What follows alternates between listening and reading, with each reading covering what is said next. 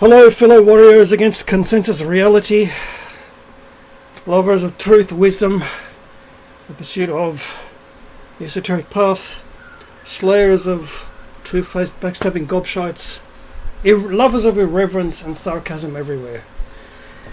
I thought I wasn't going to put out another video on this topic, so I do beg your indulgence to put up with it this last time, because I feel the lessons from this unpleasant situation are too valuable to just let go straight away, because it really has to do with yourself and your own sense of respect ultimately for yourself and who you are as a person and all of that wonderful stuff. So as you know, in my last video, a friend decided to just suddenly block me everywhere without a single word to me.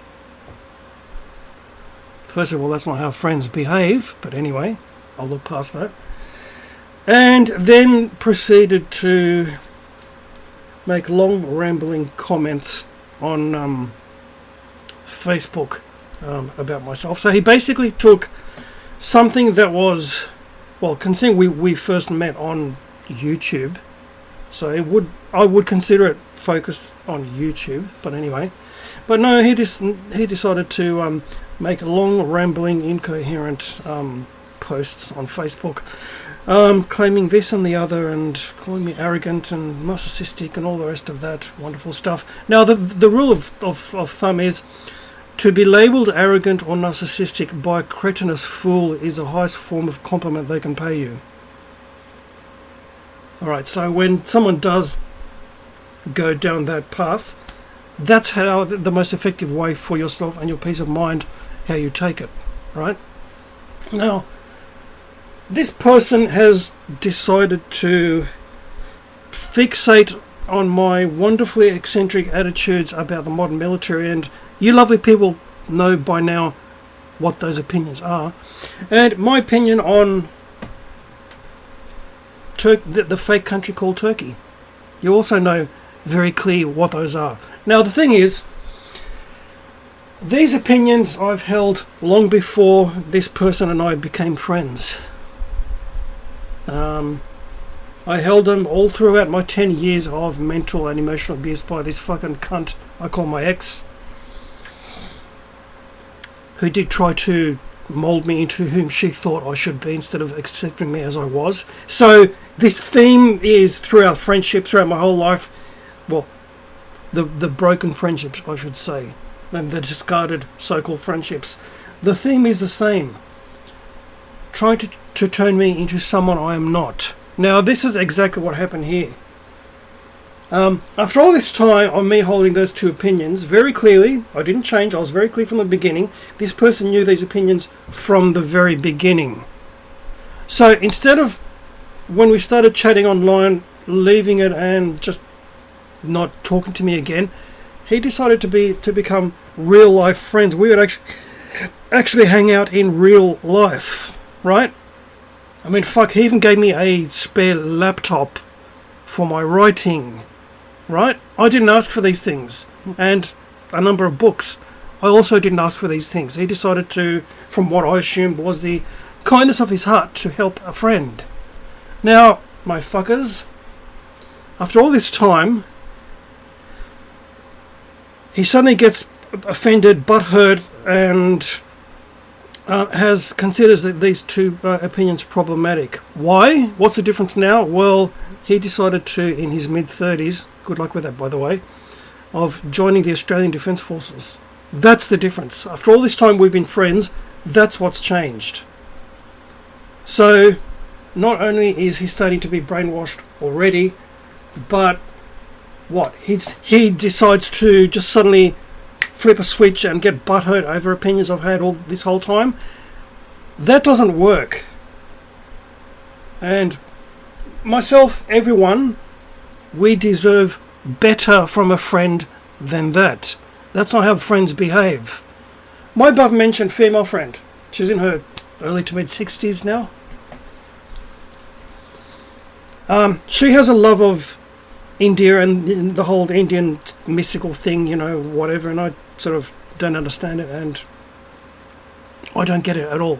We're totally diametrically opposite in that opinion, but you know what? That's her opinion, and I accept her as such, and neither do I try to change her in any way. Like, as far as when we're discussing esoteric and spiritual paths, we are in many ways very, very different. But you know what? That's called being a human being. We're not all supposed to be the same or agree with absolutely everything before you can tick this long checklist of being a friend. You know who does that? Modern women do that. Not men. And not people with actually more than half a brain. Wonderful, fully functioning people don't do this. Right? And also there was mention in the rambling about focusing on, you know, the Greek suffering, whatever. Well, the thing is, I am a Hellene. That is my homeland. That's my cultural perspective. That's who my ancestors are. So that's what I'm going to focus on, because that is my ancestral land.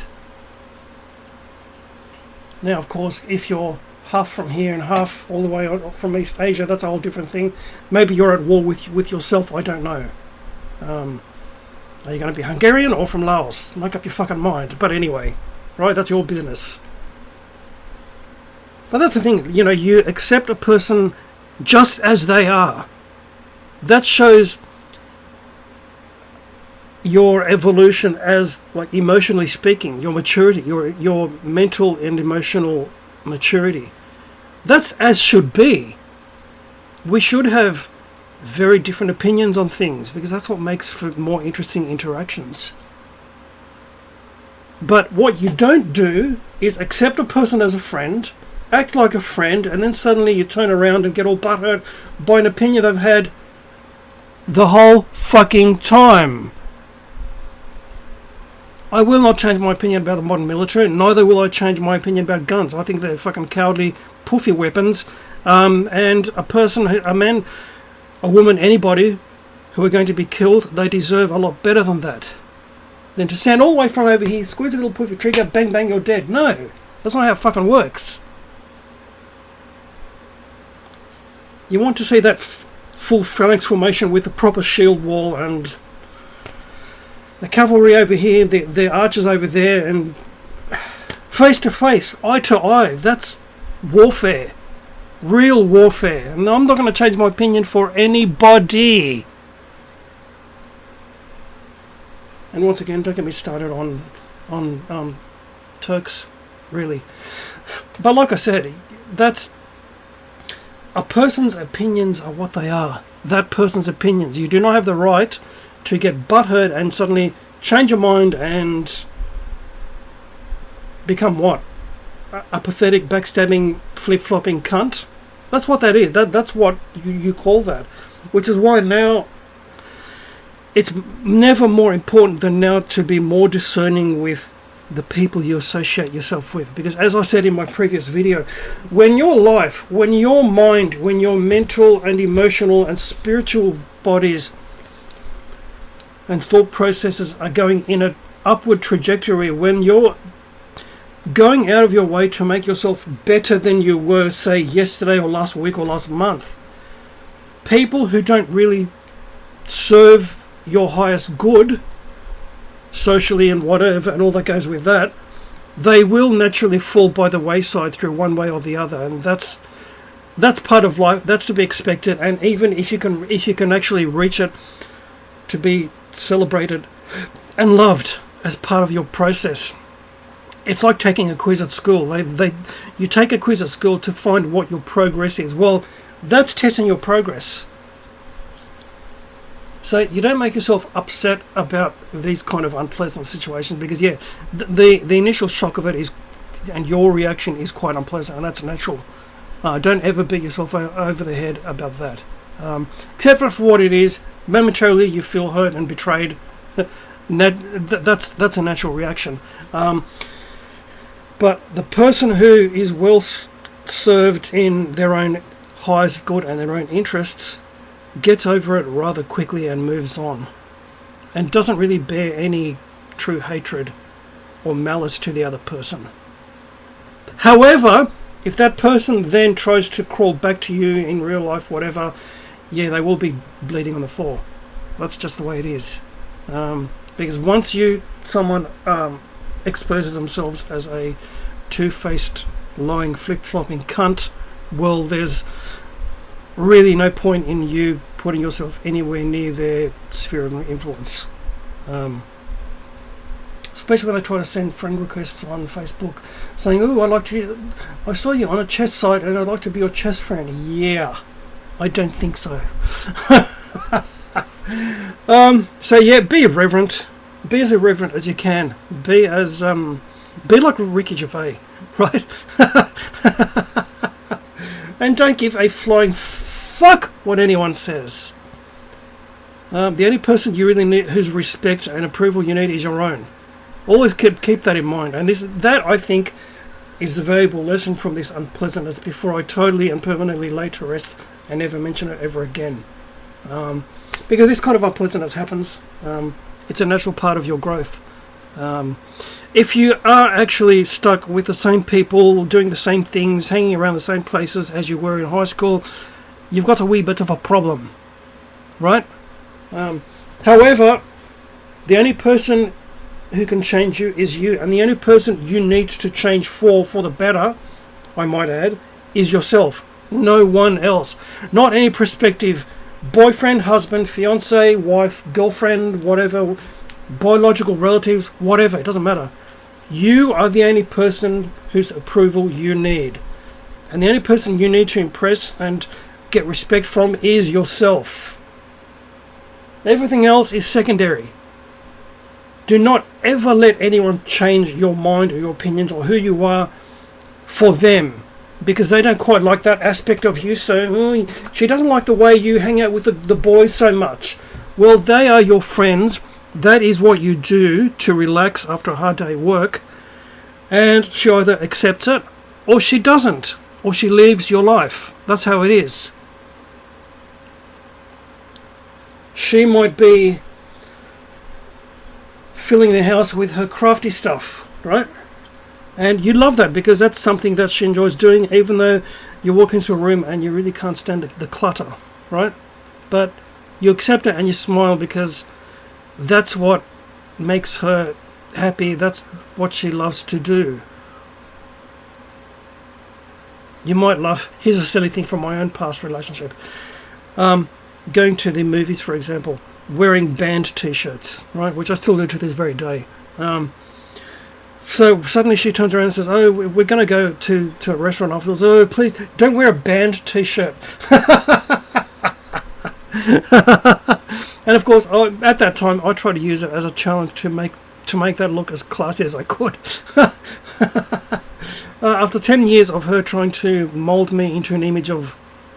She basically did a Jennifer Lopez to Ben Affleck on me.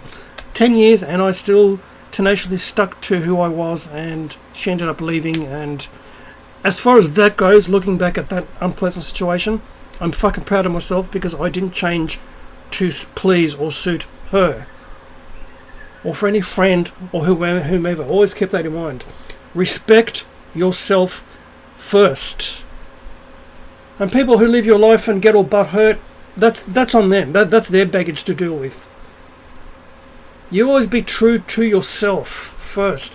In a world of backstabbers and flip-floppers, you are the only one whose company you're stuck with for the rest of your life and beyond. I think I'll leave it there. I'm off to have a coffee with the above-mentioned long-time female friend, actually. And I know we're going to have a good time because we always do. Because we behave, wait for it, like mature adults. And yes, to speak the truth is a very lonely path. It'll make you very unpopular and people will get butthurt. The heathen hammer-wielding, irreverent, sarcastic lone wolf on guitar, 8.